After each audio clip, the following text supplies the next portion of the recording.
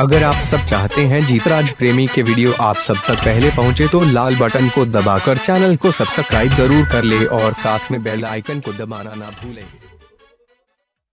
बोला बोला बीना वाली मैया की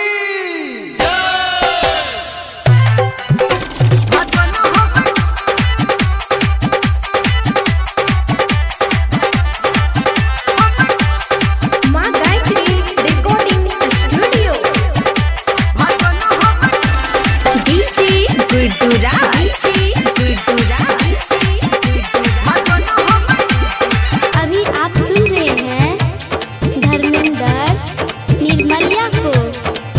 मैया रखी है तू हमर लाज कि अपना बेटा के सुन के आवाज भजन तोहर गाबै छी गे माँ, भजन तोहर गाबै छी गे माँ, भजन हम गाबै छी। मैया रखी है तू हमर लाज कि अपना बेटा के सुन के आवाज भजन तोहर गाबै छी गे माँ, भजन तोहर गाबै छी गे माँ, भजन तोहर गाबै छी गे माँ, भजन हम गाबै छी। भजन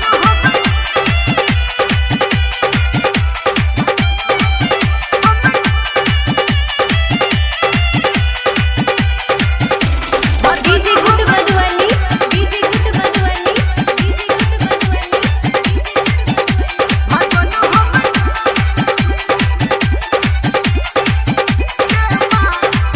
हाँ तोहर सुमरन हम करै छी तोरी है मैया विचार गे। जय जय माँ, जय जय माँ। दुनिया भीड़ में हम फसल छी दे अपन तू प्यार गे। जय जय माँ, जय जय माँ। हमरा सर पे तू रखी दे हाथ कि सरगम बन के रही है साथ भजन तोहर गाबै छी गे माँ, भजन तोहर गाबै छी गे माँ, भजन तोहर गाबै छी गे माँ, भजन हम गाबै छी। भजन हम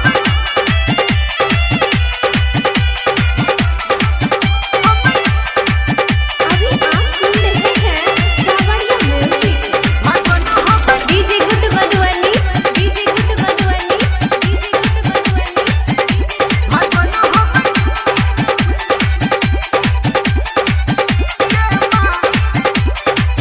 हाँ तोरे कृपा से हम मैया आई कुछो गाबै छी। जय जय माँ, जय जय माँ। दर्शन दऽ दे हमरा आई तोरा हम बजाबै छी। जय जय माँ, जय जय माँ। कहो धर्मेंद्र नहीं कर देर गे मैया हमरा तू देर भजन तोहर गाबै छी गे माँ, भजन तोहर गाबै छी गे माँ, भजन तोहर गाबै छी गे माँ, भजन तोहर गाबै छी। अगर आप सब चाहते हैं जीतराज प्रेमी का नए नए वीडियो देखना चाहते हैं तो हमारी चैनल पर जाइए और नए नए वीडियो के मजा लीजिए और अच्छा लगे तो एक लाइक जरूर कीजिए और साथ में जितने भी दोस्त हैं सबको शेयर कीजिए।